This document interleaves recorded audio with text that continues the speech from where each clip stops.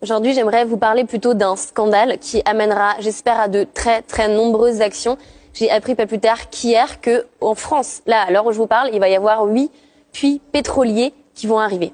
C'est-à-dire qu'on a eu un avis favorable de la commission de Carole Ancelas au niveau de Arcachon, en Gironde. C'est la société Vermillon, société canadienne, qui a eu le feu vert pour l'instant pour commencer 8 nouveaux puits de pétrole.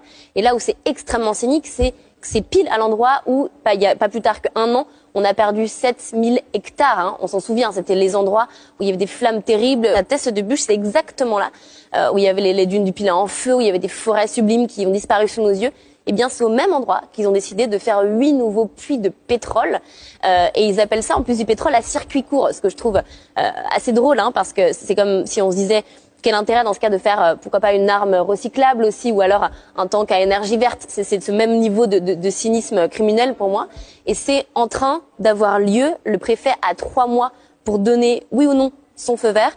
Donc on a peut-être encore un moyen là maintenant de dire non, de dire stop, et de rappeler que la France s'était engagée à sortir des énergies fossiles. Et surtout, on a voté une loi hydrocarbures en 2017 qui s'appelait la loi Hulot, qui disait en France qu'il n'y a plus d'exploitation, plus de recherche sur des nouveaux puits, puis sur les puits existants, ils doivent arrêter en 2040. Et petit astérix en bas, eh bien, on a eu Vermillon qui a eu une prolongation. Donc eux, ils ont eu le droit, ils ont eu un passe-droit de continuer.